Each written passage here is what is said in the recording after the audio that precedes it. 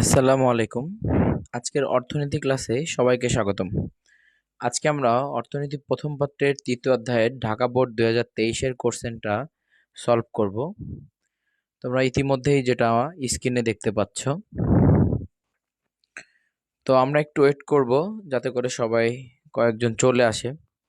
আমরা অলরেডি একজনকে দেখতে পাচ্ছি।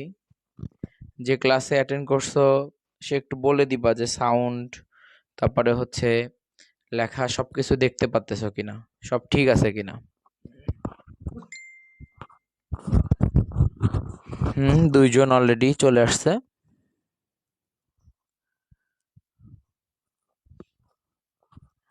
আমরা একটু একটা কমেন্টের জন্য ওয়েট করতেছি, কে প্রথম ফার্স্ট কমেন্ট করে জানাবে আমাদের। কেউ একজন কমেন্ট করে দাও সব ঠিক আছে কিনা। সব ঠিক আছে, রোহান বলতেছে সব ঠিক আছে। ভাই থ্যাংক ইউ রোহান। তো হচ্ছে আমরা প্রশ্নটা আগে একটু ভালো করে দেখবো সবাই, হ্যাঁ, যে আগে ভালো করে বুঝি যে এটা কি, তারপরে আমরা আর একটু গভীরে যাব বা হচ্ছে বিস্তারিত আলোচনা করব। তো চলো আমরা প্রশ্নটা নিয়ে প্রথম আলোচনা করি। তো একটু দেখে নিই, আমাদের একদমই প্রথমে যে জিনিসটা আছে সেটা হচ্ছে যে এটা ঢাকা বোর্ড 2023-এর প্রশ্ন, এবং এইখানে একটা এরকম চার্ট দেওয়া আছে যেখানে বলা হচ্ছে দ্রব্যর বিক্রয় পরিমাণ, এটাকে কিউ ধরা হয়েছে, এবং একক প্রতি দামকে পি ধরা হয়েছে। তো আমরা একটু খেয়াল করি, এখানে হচ্ছে দ্রব্যের পরিমাণ 1 একক, 2 একক, 3 একক, 4 একক, 5 একক দ্রব্যের পরিমাণ আছে, এবং প্রত্যেক এককের বিক্রয় মূল্য হচ্ছে কোথাও হচ্ছে 50 টাকা, কোনোটা হচ্ছে 45 টাকা, কোনোটা হচ্ছে 40 টাকা, কোনোটা 35 টাকা, কোনোটা 30 টাকা। তোমাদের একটা কথা বলে দিই, যখনই তোমরা হচ্ছে প্রশ্ন পাবা, প্রশ্নটা করার জন্য তাড়াহুড়া না করে উদ্দীপকটা আগে ঠান্ডা মাথায় দেখে নাও। যদি উদ্দীপকে 1 মিনিট তোমাদের সময় যায় তাতে কোনো সমস্যা নেই। তোমার আগে দেখতে হবে যে উদ্দীপকটা ঠিক আছে কিনা, বা আমি বুঝতে পারতেছি কিনা যে উদ্দীপকে আমাকে কি বলতেছে বা কি চাচ্ছে, এটা তুমি উদ্দীপক দেখলেই বুঝে যাবা। তো এরপরে আমরা একটু নম্বরে আসি। উদ্দীপকের আলোকে মোট আয় রেখা অঙ্কন করো, বলা হচ্ছে উদ্দীপকের আলোকে মোট আয় রেখা অঙ্কন করতে বলতেছে। এখন আমরা আগে দেখে নিই যে হচ্ছে দ্রব্যের পরিমাণ দেওয়া আছে, বিক্রয়ের পরিমাণ, একক প্রতি দাম দেওয়া আছে, তার মানে আমি কত পণ্য বিক্রয় করছি আর প্রত্যেক এককের দাম কত ছিল এটা দেওয়া আছে। আর আমারে বলা হচ্ছে মোট আয় রেখা অঙ্কন করতে। তাহলে তোমার আগে জানতে হবে যে মোট আয় রেখা কাকে বলে, তারপরে তো মোট আয় রেখা অঙ্কন করার ব্যাপার, তাই না? তো আগে যদি তুমি নাই জানো যে মোট আয় রেখা কাকে বলে, তাইলে তুমি কি করে মোট আয় রেখা অঙ্কন করতে পারবে? তাহলে প্রথম আমরা যেটা নিয়ে আলোচনা করব, মোট আয় রেখা কি। তুমি একদমই সর্বপ্রথম যখন অ্যান্সার লিখবা তখন আগে তোমাকে যে রেখা আঁকতে বলবে সেই রেখা সম্পর্কে তুমি আগে নিশ্চিত হয়ে নিবা, বা তুমি পরীক্ষককে বুঝাবা যে এই রেখা একে বলে। তাইলে কি হবে, পরীক্ষক অবশ্যই দেখতে পারবে যে তুমি এটা বোঝো বা তুমি হচ্ছে এই সম্পর্কে জানো, তখন তোমার সম্পর্কে একটা ভালো ধরনের মন্তব্য সে করবে। তো আসো আমরা আগে প্রথম জেনে নিই মোট আয় রেখা কি। তো তার আগে বলে দাও যে হচ্ছে সব ক্লিয়ার আছে তো, না? আমরা একটু দেখে নিই যে কোনো সমস্যা আছে কিনা, কেউ কমেন্ট করলো কিনা কোনো সমস্যার। আমরা ইতিমধ্যে 8 জনকে দেখতে পাচ্ছি। তো সব ঠিক আছে ভাইয়া। তাইলে আমরা সরাসরি প্রশ্নের দিকে চলে যাই, উত্তর লেখার দিকে কিভাবে হবে। আর যারা পরে ঢুকবে ক্লাসে, আমরা হচ্ছে তারা কি করতে পারবে, পরে ভিডিওটা টেনে দেখে নিতে পারবে যে কিভাবে কি আমরা করলাম। যেহেতু আমরা সালের কোশ্চেন সলভ করতেছি, অতএব খুবই গুরুত্বপূর্ণ ব্যাপার হবে এগুলো। তো বলা হচ্ছে উদ্দীপকের আলোকে মোট আয় রেখা অঙ্কন করো। তাহলে আমাদের প্রথম কাজ মোট আয় কাকে বলে সেটা বলা। তাহলে প্রথম হচ্ছে মোট আয়টা কি সেটা নিয়ে আমরা একটু কথা বলে আসি। মোট আয়, তাহলে মোট আয়টা কিভাবে আমরা পাবো? আমি একটা দ্রব্য থেকে কি পরিমাণ টাকায় আয় করলাম এটাকে বলা হবে মোট আয়। আমরা আরেকটু ভালো করে বলতে পারি, কোন দ্রব্য যে নির্দিষ্ট দামে আমি বিক্রি করছি, এই দামটা, দ্রব্যের দাম এবং বিক্রয়ের যে মনে হচ্ছে বিক্রয়ের পরিমাণ, এইটারে গুণ করলে আমরা মোট আয় পাবো। তাও আসো আমরা এই সংজ্ঞাটা এভাবে লিখতে পারি যে কোনো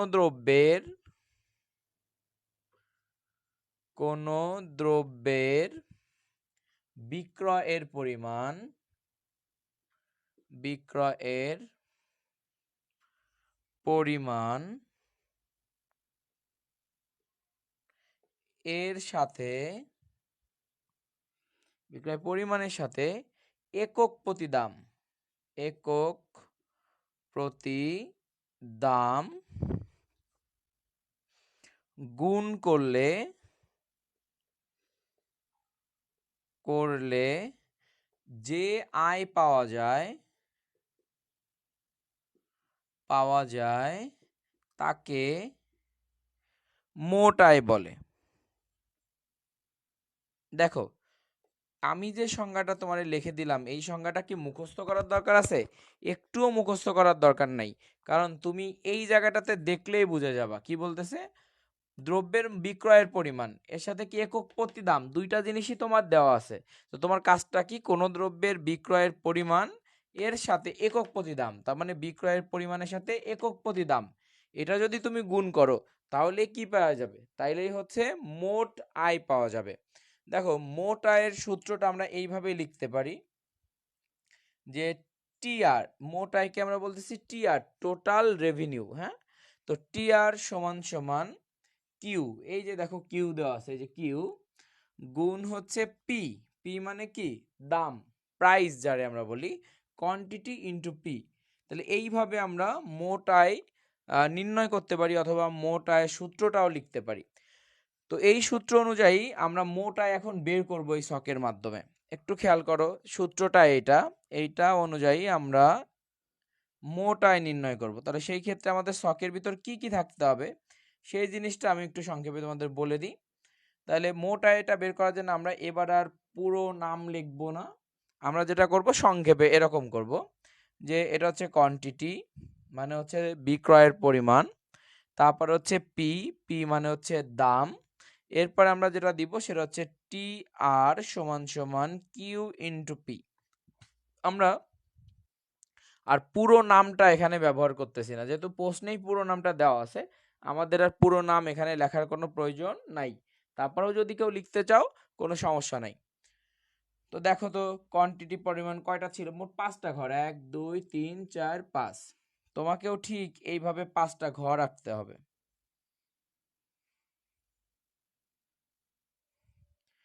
5টা ঘর রাখছে, 1 2 3 4 5। প্রথমে কোয়ান্টিটি 1 ছিল এবং একক প্রতি দাম ছিল 50 টাকা। তাহলে 1 আর 50 এই ঘরে এসে যখন গুণ দিতাম এটা আমাদের 50ই হতো। পরেরটা ছিল 2 এবং দাম ছিল 45 টাকা। 2 এবং 45 গুণ দিলে আমরা যেটা পাইতাম সেটা হচ্ছে 90। পরেরটা ছিল 3 গুণ হচ্ছে 40 টাকা, তাহলে গুণ 3 গুণ 40 120। এরপরে যেটা ছিল সেটা হচ্ছে 4 গুণ হচ্ছে 35, তাইলে কত হয়? তাহলে হচ্ছে এইভাবে আমরা হিসাব করতে পারি সেটা হচ্ছে যে 3 গুণ 4, 3 4 হচ্ছে 12, আর হচ্ছে মানে 120 টাকা, আর হচ্ছে 4 5 20 140, তাই না? আর একটা হচ্ছে 5 30 টাকা করে, তাহলে হচ্ছে 150 টাকা। এইটা পর্যন্ত বের করা তোমরা বুঝছো কিনা, যে টিআর রেখা পর্যন্ত বের করা কি বুঝছো? টিআর কিভাবে আমরা বের করলাম আমার একটু জানাও দ্রুত, যে তোমরা বুঝতে পারছো কিনা যে টিআর কিভাবে বের করতে হয়। এটা কিন্তু বোর্ড কোশ্চেন এবং এইভাবেই প্রশ্ন হয়। অর্থনীতি প্রশ্ন কখনো এত বেশি কঠিন হয় না যে তুমি পারবা না। আমার মনে হয় যে অর্থনীতি প্রশ্ন সবসময়ের জন্য ইজি থাকে, ছেলে মেয়ে অর্থনীতিকে একটু বেশিই ভয় পায়, এই জন্য হচ্ছে সে অর্থনীতি বুঝতে কষ্ট হয় বা হচ্ছে সে পারে না।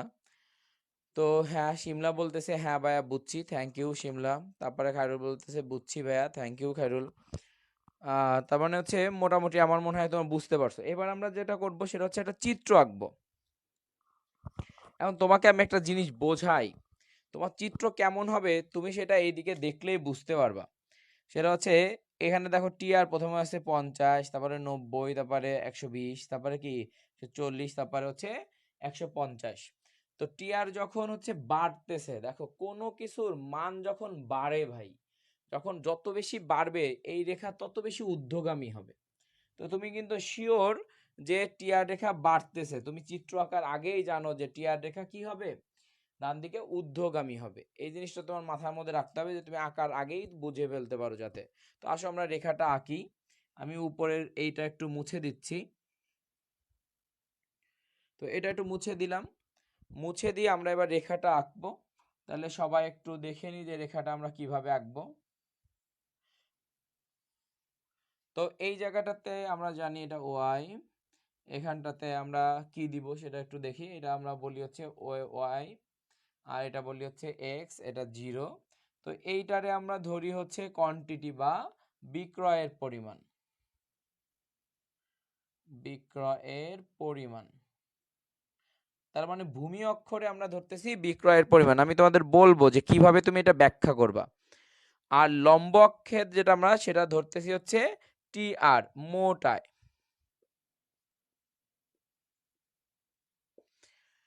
তার মানে ভূমি অক্ষে ধরলাম বিক্রয়ের পরিমাণ, লম্ব অক্ষে ধরলাম মোট আয়। এবার একটু খেয়াল করো যে ভূমি অক্ষটা আমরা যদি দেখি কোয়ান্টিটি 1 2 3 4 5। তো 1 2 3 4 5 আমি হাতের আন্দাজে আঁকলাম, কিন্তু তোমরা তো অবশ্যই স্কেল দিয়ে আঁকবা। মনে রাখবো অর্থনীতির চিত্র যে যত বেশি পারফেক্ট করতে পারবে তার মার্কস তত বেশি আসবে বা ভালো আসবে। মানে পরীক্ষার খাতায় টাইম নাই তাই কলম দিয়ে এঁকে দিলাম, এই কাজটা ভুলেও কখনো করবা না। অবশ্যই স্কেল দিয়ে সুন্দর, হ্যাঁ কলম দিয়ে আঁকো, কোনো সমস্যা নাই, কিন্তু স্কেল দিয়ে সুন্দর করে দাগটা মিশাবা। আর সবচেয়ে ভালো হয় যদি তুমি 4B পেন্সিল ব্যবহার করতে পারো, যে পেন্সিলটা কলমের মতোই মোটা দাগ পড়ে, কিন্তু তুমি চাইলেই দাগটা মুছে ফেলতে পারতেছো, তাই না? যে অনেক একটু ব্যাকা হয়ে গেছে, তুমি দাগটা মুছে ফেলতে পারতেছো। এটা তুমি চেষ্টা করবে যে 4B নামে একটা পেন্সিল পাওয়া যায়, ওটা দিয়ে যদি তুমি চিত্র আঁকো তাহলে তোমার একটু ভুল ত্রুটি হইলেও তুমি মুছতে পারবা। কিন্তু কলম তো আর মোছা সম্ভব না পরীক্ষার খাতায়। তো যাই হোক, এই দিকটাতে আমরা দেখি সর্বনিম্ন 50, এখান থেকে বাড়া শুরু হয়েছে, তাহলে আমরা সর্বনিম্ন 50 ধরে আগাবো। যে এটা যদি 50 হয়, তারপরেরটা নিশ্চয়ই 100 হবে, তারপরে হচ্ছে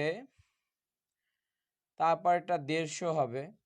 তো এখানে আমাদের শেষ হয়ে যাবে, আর মাঝখানেরটা আমরা ওইভাবেই নিব। তো যখন 1 ছিল, 2 3 4 5, এটা আমরা একটু দেখে নিলাম। যখন 1 ছিল তখন টিআর ছিল 50, তার মানে এখানে 1, সেম টাইমে টিআরটা থাকবে 50। যখন 2 ছিল এটা ছিল 90, তাহলে 90 যেহেতু 100 একটু নিচে আসবে, 2 এ 90। 3 যখন ছিল তখন এটা ছিল 120, তার মানে 100 একটু উপরে যাচ্ছে, 120। আচ্ছা, যখন 4 ছিল তখন 140, তার মানে 150-এর একটু নিচে থাকবে। যখন 5 ছিল তখন হচ্ছে 150। জাস্ট আমি হাতের আন্দাজ আঁকছি, একটু বাঁকা হয়েছে। তোমরা যে কাজটা করবা সেটা হচ্ছে এবার দাগগুলো মিশাই দিবা। দেখো এইখান থেকে যে হারে ঊর্ধ্বগতি হচ্ছিল সেই হারে কিন্তু পরে যে আর ঊর্ধ্বগতি থাকছে না। তার মানে তুমি মনে রাখবা যে টিআর রেখা যখন তুমি আঁকবা তখন এই দাগটা কিন্তু ঊর্ধ্বগামী থাকবে না, একটু নিচের দিকে নামাই দিবা এরকম। কারণ টিআর দেখো সেম হারে কিন্তু বাড়তেছে না। এইটা বাড়ছিল 40, কিন্তু এখানে যে কিন্তু 30 বাড়ছে, এখানে যে বাড়ছে মাত্র 20, এখানে বাড়ছে 10। তার মানে কমতেছে বাড়া। এই জন্য এই মাথাটা সমান হবে না। যেরকম আমরা যদি এরকম আঁকি, এরকম এঁকে দিলাম, তাইলে কিন্তু টিআর রেখা হইল না। টিআর রেখা সবসময়ের জন্য তোমার মনে রাখতে হবে, টিআর রেখাটা আস্তে আস্তে নিম্নগামী হবে। আমরা এখানে একটু দেখাই দিই। এই রেখাটা যখন তুমি এখানে আঁকবা তখন মাথাটা একটু নিচের দিকে দিয়ে দিবা, এটা হবে টিআর রেখা। তো তুমি এটার মিশ্রণ ধরতে পারতে, এটা এ, এটা বি, এটা সি, এটা ডি, এটা ই। এ বি সি ডি যখন তুমি সংমিশ্রণ দিবা তখন এখানে একটা ঘরও তুমি এক্সট্রা আঁকতে পারো। আচ্ছা, এগুলো দিলে কি হবে? সংমিশ্রণ দিলে কি হবে, না দিলে কি হবে, তুমি একটু ভালো করে বোঝো। দিলে একটা সৌন্দর্য আসবে, স্যার তোমার পক্ষে মানে সম্পর্কে একটা ভালো মন্তব্য করবে। তো সংমিশ্রণ তুমি লিখবা এই ক্ষেত্রে এরকম A B C D E এরকম লিখে দিবা। আঁকার সময় তুমি এইভাবে দিবে। এখন তুমি ব্যাখ্যা করবা কিভাবে, এটা আগে তোমার গুরুত্বপূর্ণ ব্যাপার। যে অনেকেই চিত্র আঁকতে পারি কিন্তু ভাই ব্যাখ্যা করতে পারি না। তো সেই ক্ষেত্রে তুমি ব্যাখ্যা কিভাবে করবা সেটা আমরা একটু দেখব। তো তোমাকে প্রথমেই বলতে হবে যে হচ্ছে ভূমি অক্ষ যেটা, এই যে নিচের দিকে যেটা থাকে এটা ভূমি অক্ষ। ভূমি অক্ষকে বিক্রয়ের পরিমাণ এবং লম্ব অক্ষে মোট আয় রেখা নিই। তাহলে ভূমি অক্ষে কি বলবো, বিক্রয়ের পরিমাণ, এবং লম্ব অক্ষে মোট আয় রেখা নিই। তো তুমি প্রথমে বলবা যে হচ্ছে চিত্রে সংমিশ্রণ এ তে, এরকম বলে দিবা। যখন তুমি এ বি দিবা তখন সংমিশ্রণ দিয়েই লেখা শুরু করবা। সংমিশ্রণ এ তে বিক্রয়ের পরিমাণ অর্থাৎ কিউ, বিক্রয়ের পরিমাণ যখন 1 একক ছিল তখন মোট আয়ের পরিমাণ ছিল 50 টাকা। মোট আয়ের পরিমাণ ছিল 50 টাকা। পরবর্তীতে সংমিশ্রণ বিতে যখন বিক্রয়ের পরিমাণ 2 টাকা ছিল, মোট আয়ের পরিমাণ ছিল 90 টাকা। এরকম করে বলে দিবা যে এটা 90 টাকা। তো একইভাবে সিতে কি হয়েছে, 3 টাকা যখন ছিল তখন এখানে কত টাকা সেটা তুমি বলে দিবা যে এটা 120 টাকা। যখন 4 টাকা ছিল সেম ভাবে বলে দিবা যে 4 এককে ছিল 140 টাকা, 5 একে বলবা 150 টাকা। এরকম বলে বলে তুমি একদম লাস্টে যেটা বলবা সেটা হচ্ছে A B C D E সংমিশ্রণ যোগ করে TR Rekha pi. A B C D E সংমিশ্রণ যোগ করে টিআর রেখা পাই। এই লাস্টের কথাটা সংমিশ্রণ দিলে এই লাস্টের এই কথাটা লেখা যায়, তখন অনেক ইজি হয়। এরকম লেখা যায় A B C D E সংমিশ্রণ যোগ করে টিআর রেখা পাই, এই হচ্ছে ব্যাপার। তো লাস্টে এটা লিখে দিলে তুমি ফুল এখানে 3 মার্কই পেয়ে যাবা। এটা নিয়ে কি কারো কোনো সমস্যা আছে? আমার একটু বলে দাও যে এটা নিয়ে কারো কোনো সমস্যা আছে কিনা। ভাইয়া নাফিসকে কিছু বলেন। আচ্ছা দেখেন আমরা সবাই কমেন্ট করলে হা হা, আচ্ছা আহা দিক ভাই, যার যে কাজ সে সেটা করতে দাও। তুমি পড়াশোনা নিয়ে আসো, কমেন্ট নিয়ে নাফিস যা বলবে বলুক, এটা নিয়ে আমরা না করি ভাই, সব ঠিক আছে। আচ্ছা আমরা বুঝতে পারছি, যা নাফিসের কাজ যদি ওইটা হয় তাহলে ও নাফিস ওইটা করুক, ওটা নিয়ে আমাদের টেনশন নাই। আমারে বলো যে তোমরা পুরো বিষয়টা বুঝতে পারছো কিনা। ঠিক আছে ভাই, নাইম বলতেছে ঠিক আছে। আর সবাই একটু দেখো তো, বলো তো যে ঠিক আছে কিনা, সবাই বুঝতে পারছো কিনা, এখানে কোনো ঝামেলা হচ্ছে কিনা বা কোনো জায়গায় কোথাও কোনো সমস্যা হয়েছে কিনা। আমার মনে হয় যে সবাই বুঝছো, তাই না?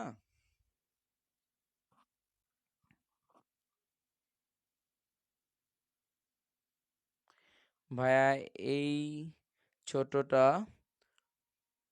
চিত্রটা প্রথম থেকে বুঝাই দিব না, প্রথম থেকে বুঝাই দিব। প্রথম থেকে তুমি বুঝতে পারবা ভাইয়া, যে পরে ঢুকছো যারা হচ্ছে প্রথম থেকে বুঝতে চাচ্ছ বা প্রথম থেকে বোঝো নাই, যারা হচ্ছে আসো, তারা পরবর্তীতে এই ভিডিওটা শেষ হয়ে গেলে কি করবা, এখন বুঝাইতে গেলে অনেক যারা বুঝে গেছে তাদের আবার গিলটি ফিল হবে। চিত্রটা প্রথম থেকে আরেকবার আমির হামজা, আরেকবার তুমি আমার মানে ক্লাসটা যখন শেষ হয়ে যাবে তুমি এখন থেকে পুরোটা অ্যাক্টিভ থাকো। দেন যখন ক্লাস শেষ হয়ে যাবে তখন তুমি এই চিত্রটা আবার প্রথম থেকে একটু ভিডিওটা টেনে দেখে নিবা, কোনো সমস্যা নাই। হ্যাঁ তুমি বোধহয় ছিলে না প্রথম থেকে, তাই না? তো এই জন্য বুঝতে পারো নাই। তো হচ্ছে আমরা নম্বর করি, তুমি দেখো আমাদের সাথে থাকো।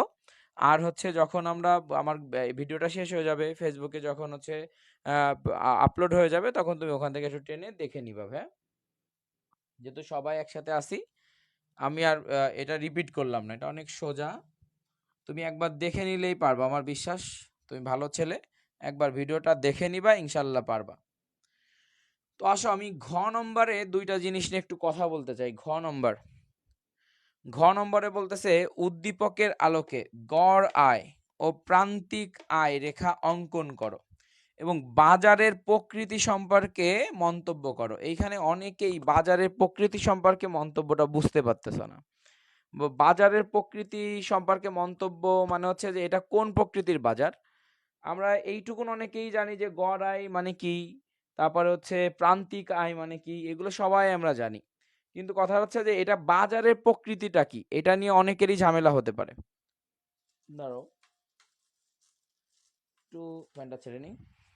তো কি বলতেছি, বাজারের প্রকৃতি নিয়ে অনেকেরই কি হতে পারে, ঝামেলা হতে পারে। তারা একটু ভালো করে বুঝে নিবা। আমরা জানি যে বাজার প্রতিযোগিতার ভিত্তিতে বাজার দুই প্রকার, যেটা আমরা চতুর্থ অধ্যায়ের সামনে আলোচনা করব।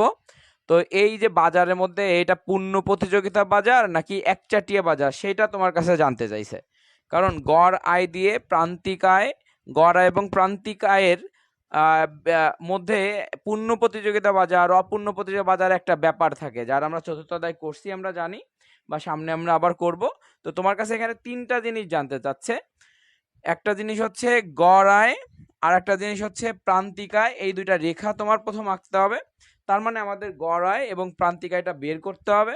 আগে বলে দিতে হবে গড় আয় কি, তারপরে বলে দিতে হবে প্রান্তিক আয় কি, তারপরে তুমি গড় আয় এবং প্রান্তিক আয় রেখাটা আঁকবা। এবার ওটা কোন বাজারের মধ্যে পড়ছে এটা তুমি বলবা। আমার মনে হয় যে এই বাজারের প্রকৃতি বোঝার জন্য তোমার একটু মনোযোগী হইতে হবে, তাহলে অবশ্যই বুঝে যাবা। তাহলে আসো আমরা প্রথম গড় আয় নিয়ে কথা বলি। গড় আয় একটু খেয়াল করো তো, আমরা কিন্তু একটু আগে টোটাল রেভিনিউ বের করছিলাম না, সেটা বলতাম টিআর। তো তুমি যখন টিআর বের করছো তখন তুমি গড় আয়ও বের করতে পারবা। গড় আয় মানে কি? গড় আয় রে আমরা বলি হচ্ছে এসি, এভারেজ কস্ট, সরি এ আর, এভারেজ রেভিনিউ। গড় আয় এটারে আমরা বলি হচ্ছে এ আর, এভারেজ রেভিনিউ। তো গড় আয়টা কিভাবে বের হয় এটার জন্য তোমার আগে প্রথম যেটা বলতে হবে সেটা হচ্ছে কিভাবে বের হয়, এটা একটু তোমার বিস্তারিত বলে দিতে হবে। আমরা এইভাবে বলে দিতে পারি, কোন দ্রব্যের মোট আয়কে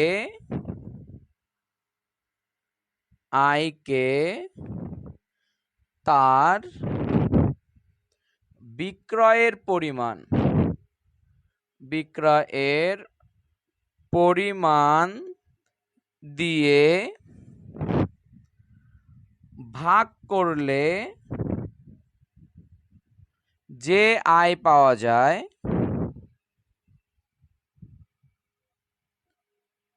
যায় তাকে গড় আয় বলে। দেখো তুমি কি বললে, অনেকে বোঝো না যে প্রশ্নের স্টার্টিংটা আমি কি দিয়ে করব, কি লেখে প্রশ্ন মানে আমি শুরু করব। অনেকের মধ্যে এই ঝামেলা আছে যে কি লেখে শুরু করবা, এই জিনিসটাই অনেকে বুঝতে পারো না। তো আমি তোমাদের সাজেস্ট করব যে তুমি প্রথম তোমার কাছে কি চাওয়া হচ্ছে তুমি সেই জিনিসটা দিয়ে শুরু করো। তোমার কাছে চাওয়া হচ্ছে এখানে গড় আয় এবং প্রান্তিক আয়, তো তুমি গড় আয় প্রান্তিক আয়ের সংজ্ঞাটা দিয়ে শুরু করো। তারপরে তুমি বলতে পারো যে চিত্রের আলোকে বা উদ্দীপকের আলোকে আমরা এখন গড় আয় এবং প্রান্তিক আয় নির্ণয় করি। তারপরে তুমি চিত্রে যাও। অনেকে কি দিয়ে স্টার্টিং করবা বোঝো না, তো তারা কি করবা, যা তোমার কাছে চাওয়া হবে সেটা থেকে তুমি হচ্ছে লেখা শুরু করবা। তো আসো আমরা যে কাজটা করি সেটা হচ্ছে গড় আয় তো আমরা বললাম, তাহলে আমরা বলতে পারি এইভাবে বলতে পারি যে গড় আয় এভারেজ রেভিনিউ সমান সমান হচ্ছে টোটাল রেভিনিউ ভাগ কোয়ান্টিটি। কোয়ান্টিটি মানে কি? পরিমাণ। তো এটারে এইভাবে আমরা গড় আয় বের করতে পারি। আর প্রান্তিক আয়ের সংজ্ঞাটা আমরা কি করব? কেউ কি প্রান্তিক আয়ের সংজ্ঞা পারো? কেউ বলতে পারবা যে প্রান্তিক আয়ের সংজ্ঞাটা কি? কে বলতে পারবা? আমার একটু কমেন্টে জানাও তো যে কে জানো প্রান্তিক আয়ের সংজ্ঞা। আমি একটু ওয়েট করব তোমাদের জন্য। অনেকেই প্রান্তিক আয়ের সংজ্ঞাটা ভুল বলবে।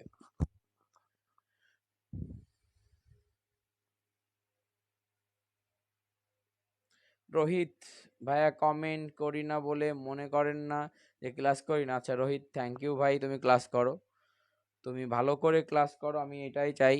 তোমার উপর দিয়ে অনেক বড় ঝড় গেছে এবং ভালো একটা রেজাল্ট করো। আমার একদমই মন থেকে আমি চাই যে তুমি ভালো একটা রেজাল্ট করো এবং ভালোভাবে পড়াশোনা করো। এখন তোমার ঘাড়ে অনেক দায়িত্ব চলে আসবে, একটু ভালো করে পড়াশোনা করো রোহিত।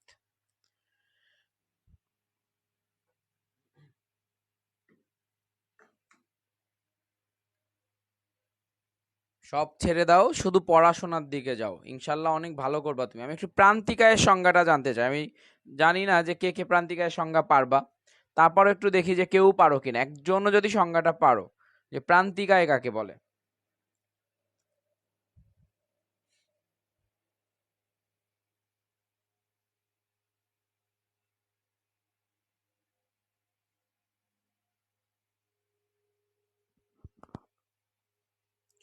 কেউ আসো যে প্রান্তিক আয়ের সংজ্ঞাটা একটু লিখে দিবা। আচ্ছা এখন পর্যন্ত কেউই লিখে দাওনি। আচ্ছা আমি একটু বলে দিই না, আমি বলে দিই। অনেকে লিখতে একটু টাইম লাগবে, আমি জানি যে লিখতে একটু টাইম লাগে। তা আচ্ছা দাও 1 মিনিট আর একটু দেখি আমরা। কে কে পারো আমরা একটু দেখে নিই।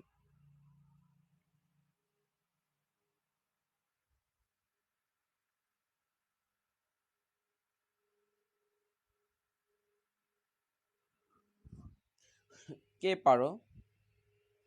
1 মিনিট টাইম দেওয়া উচিত না? হ্যাঁ, প্রান্তিকের সংজ্ঞা কিন্তু তাসনিম বলতেছে দ্রব্যের একক অতিরিক্ত একক বিক্রি থেকে যে আয় পাওয়া যায় তাকে প্রান্তিক আয় বলে। সুন্দর সংজ্ঞা হয়েছে তানহা তাসনিম, ধন্যবাদ ভাইয়া তোমারে। আমি এই জিনিসটা একটু বোঝাই দিতে চাচ্ছিলাম, আমি একটু এই কথাটা একটু অন্যভাবে বলতে চাচ্ছিলাম, তারপরেও তুমি ওইভাবে লিখছো, মূল বইয়ে থেকে যেটা পড়ছো তুমি তো সেই জিনিসটাই লিখবা। তো হচ্ছে আমি তোমার একটু বোঝাই দিই তোমাদের যে আসলে প্রান্তিক আয়টা কি। প্রান্তিক আয় হচ্ছে যে আমরা তো মনে করো যে এইখানটাতে আমরা কি কি বের করছিলাম একটু খেয়াল করে দেখো, অনেকেই আমরা জানি, তারপরও আমি একটু তোমাদের বলে দিই যে এখানে কোয়ান্টিটি ছিল, এখানে প্রাইস ছিল, এখানে টিআর ছিল প্রথমটা যখন আমরা করলাম। তো একটু দেখে নাও, এখানে অন ছিল, এখানে পি ছিল 50, এখানে তার টিআরও ছিল আমাদের 50, দ্বিতীয়টায় এটা ছিল 2, ওটা ছিল 45, তার মানে এখানে ছিল 90। তো দেখো 1 একক যখন ছিল তখন এটা ছিল 50 টাকা, এটা যখন 2 একক তুমি বিক্রি করলে তখন হয়ে গেল এটা 90 টাকা। তার মানে তুমি এক্সট্রা কত টাকা পাইলা? প্রথম এককের সাথে দ্বিতীয় এককের এই পার্থক্যটা কি হইলো? তাহলে প্রথম এককে ছিল কত টাকা? 50 টাকা। দ্বিতীয় এককে সেই ডিস্টেন্সটা কত বের করলা তুমি? ডিস্টেন্সটা বের করলা হচ্ছে আরো 40 টাকার একটা ডিস্টেন্স বেশি তুমি 1 একক বিক্রি করে। 1 একক যখন ছিল তখন ছিল 50, 2 একক বিক্রি করে তুমি এক্সট্রা কি পাইলা? এক্সট্রা পাইলা 40 টাকা। তাহলে এই এই যে এক্সট্রা টাকাটা তুমি 2 এককে পাইলা, এইটার নাম হবে প্রান্তিক আয়। কারণ আমরা এইভাবে বলতে পারি অতিরিক্ত 1 একক বিক্রি করে। অতিরিক্ত কেন অতিরিক্ত বলতেছি? এই যে 1 এককই তো আমি বিক্রি করতে পারতাম, তাহলে আরো 1 একক বিক্রি করতেছি, তাহলে এটা অতিরিক্ত আমার জন্য। 1 এককেই তো আমি থেমে যেতে পারতাম, কিন্তু না করে আমি আরো যে বিক্রি করলাম এইটা আমার জন্য অতিরিক্ত। এই জন্য আমরা বলতেছি অতিরিক্ত 1 একক, 1 একক বিক্রি করে যে পরিমাণ আয় পাওয়া যায়, যে পরিমাণ আয় পাওয়া যায়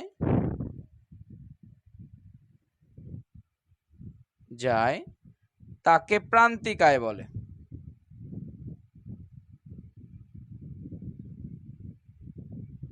বুঝাইতে পারছি? তাহলে অতিরিক্ত 1 একক বিক্রি করে আমি আবার বেশি কি পাইলাম? 40 টাকা বেশি পাইলাম, বা আগের থেকে আমি 40 টাকা বেশি পাইলাম, এইটারে আমরা বলতেছি প্রান্তিক আয়। বুঝাইতে পারছি? তুমি মোটটা হিসাব করবা না, এতে ডিস্টেন্সটা হিসাব করবা। হ্যাঁ, মনে করো একটা লাউ তুমি বাজারে নিয়ে গেছো, একটা লাউয়ের দাম 50 টাকা। তুমি 2 নাম্বার লাউ যখন বাজারে বিক্রি করলে তখন তোমার কাছে মোট 90 টাকা হয়ে গেল, কিন্তু মোট হিসাবটা তুমি করবা না, এক্সট্রা কত পাইলা। এখানে কিন্তু তুমি আর 50 পাও নাই, এখানে পাচ্ছ তাহলে কত? 40 পাচ্ছ। এই 40টা তোমার প্রান্তিক আয়, মানে এক্সট্রা ইনকাম। তুমি একটা করে বাড়ি চলে আসতে পারতে না, আর একটা লাউ তুমি কি করছো? বিক্রি করছো। তাহলে এক্সট্রা যে লাউটা বিক্রি করলে ওইখান থেকে যে টাকাটা তুমি পাইলা, এইটার নাম হবে প্রান্তিক আয়। তাহলে আসো, এই হচ্ছে গড় আয় আর প্রান্তিক আয়। তো প্রান্তিক আয়টা আমরা কিভাবে বলতে পারি? সেটা হচ্ছে এরকম বলতে পারি যে হচ্ছে এটা যদি তোমার বলে যে সূত্র আকারে তুমি একটু দেখাও তো প্রান্তিক আয় কিভাবে বের করতে পারো, তাহলে তোমরা এইভাবে বের করতে পারো যে টিআর, হ্যাঁ, তো second TR minus first TR. একটু খেয়াল করো, সেকেন্ড টিয়ার এই যে দ্বিতীয়টা মাইনাস ফার্স্ট ইয়ার, এই যে এইটা সমান সমান হচ্ছে এম আর। এম আর মানে মার্জিনাল রেভিনিউ। যদি তোমাকে কখনো বলে যে মার্জিনাল রেভিনিউ সূত্র কি, তুমি কিভাবে বের করবা, তখন তুমি এভাবে বলে দিতে পারো যে সেকেন্ড টিয়ার, টিয়ার 2, তার মানে 2 নম্বর টিয়ার 90, মাইনাস হচ্ছে টিয়ার অন, টিয়ার অন মানে ফার্স্ট টিয়ার ওর আগেরটা, এই দুইটা মাইনাস করে যে টাকা পাওয়া যাবে তারে বলা হবে মার্জিনাল রেভিনিউ। অনেকে বোধহয় এই সূত্রটা জীবনে প্রথম দেখলে এইভাবে তুমি ব্যাখ্যা করে বলতে পারো যে হচ্ছে TR2 minus TR on equal to marginal revenue. তো আমি একটু উপরের দিকে তোমাদের, এখন আমরা প্রথমটা সূচি তৈরি করব গড় আয় আর প্রান্তিক আয়ের, এবার আমরা সেখান থেকে রেখা তৈরি করব। তাহলে আমরা একটা সূচি তৈরি করি। দেখো আগে তো একটা সূচি আমাদের তৈরি করতে হবে, সেখানে কি কি থাকবে। তো সেখানে থাকবে হচ্ছে গড় আয় আর প্রান্তিক আয়। তো আমরা এরকম একটা সূচি আগে তৈরি করি। তো আমরা প্রথম এগুলো বের করতে গেলে আমাদের যেগুলো লাগবে সেইগুলো আমরা একটু দিয়ে দিই। প্রথম তো কিউ লাগবে, তারপর আমাদের পি লাগবে, সেইখান থেকে আমরা এর আগের বার যেটা বের করলাম টিআর।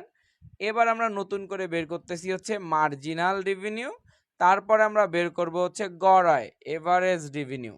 এই পর্যন্ত আমরা বের করব, আমরা সংক্ষেপে লিখলাম। তুমি চাইলে বড় করে লিখতে পারো, আবার সংক্ষেপেও লিখতে পারো, কোনো সমস্যা নাই। তো আসো পাঁচটায় আমরা এই পাঁচটায় আমরা বের করব।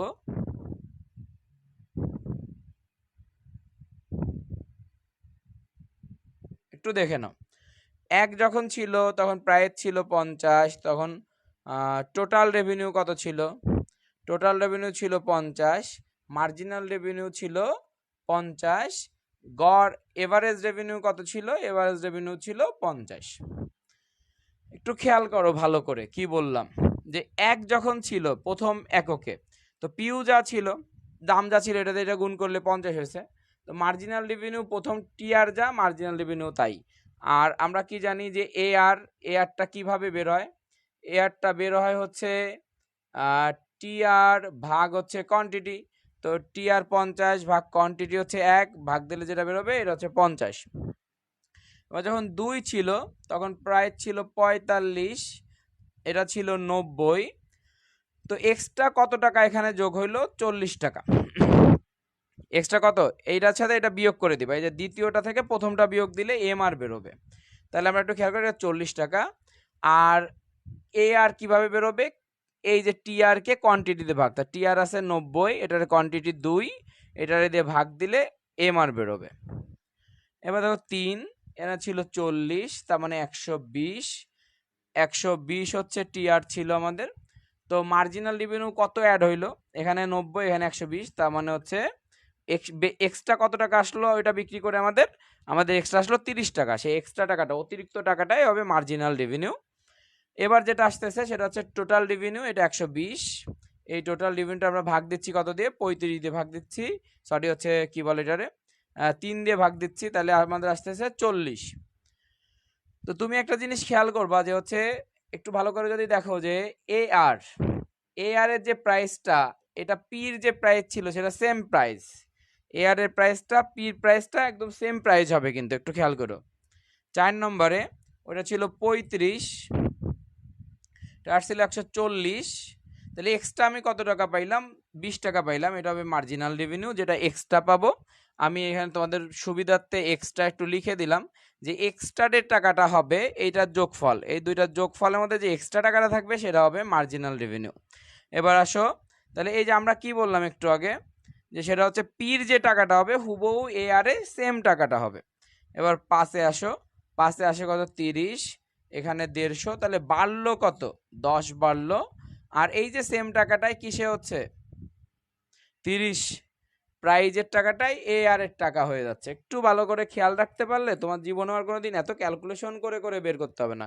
এখানে বারবার তোমার সূত্র দেখতে হবে না, তুমি শিওর থাকবা যে পির যে টাকাটা এ আর এরও সেম টাকা হবে।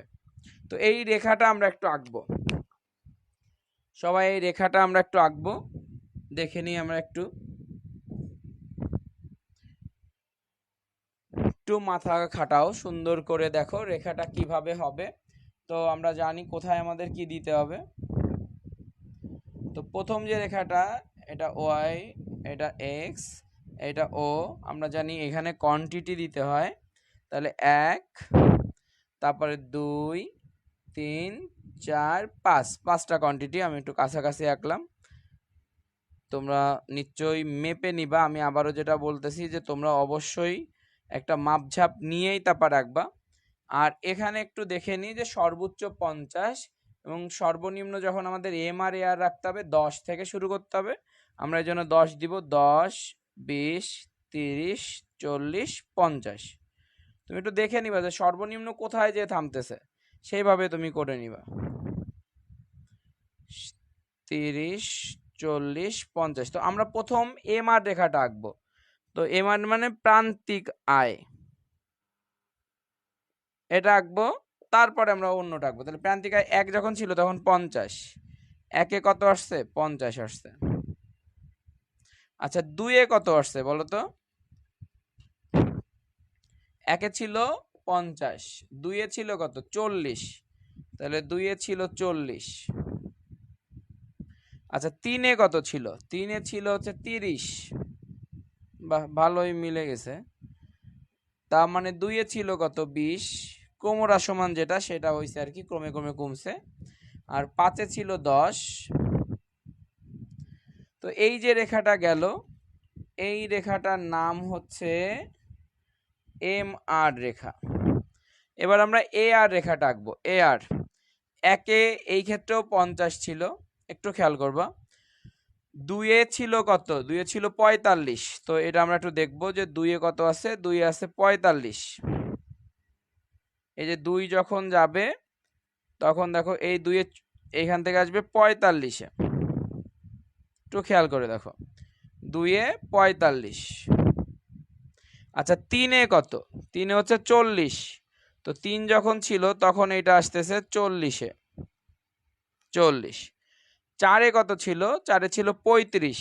তার মানে আমরা এই রেখা এইখান থেকে দিতে পারি 4-এ, এটা ছিল 35।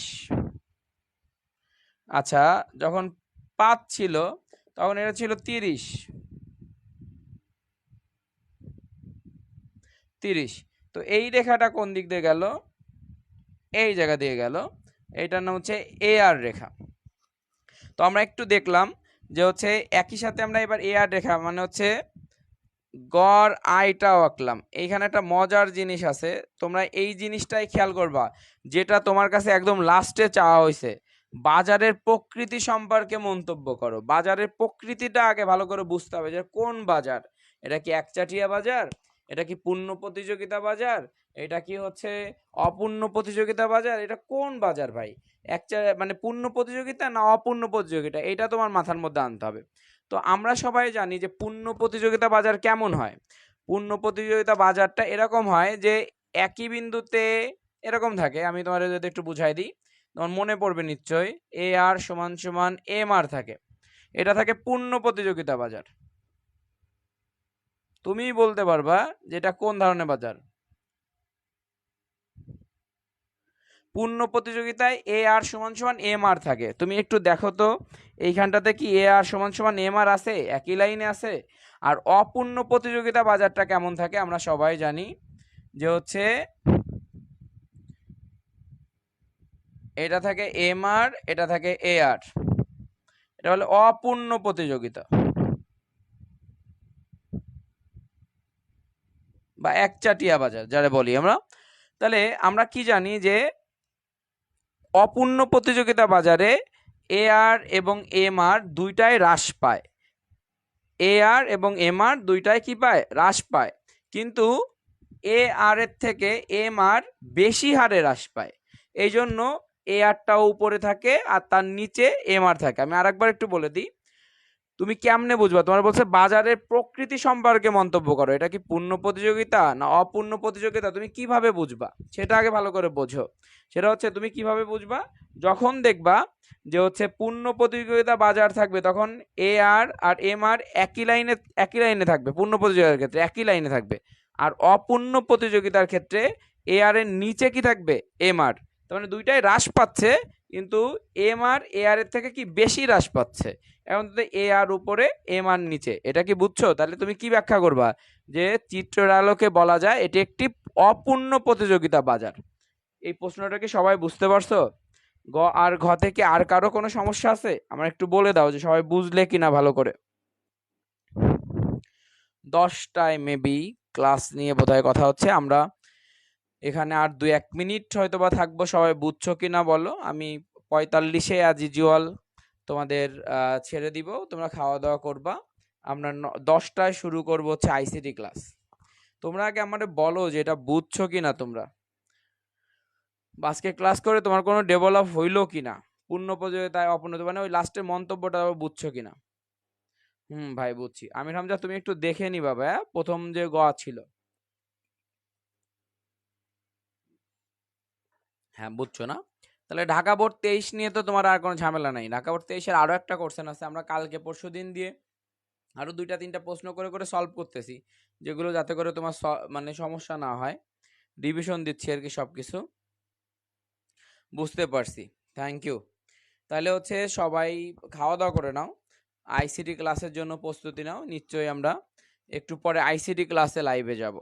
থ্যাংক ইউ, সবাই ভালো থাকো।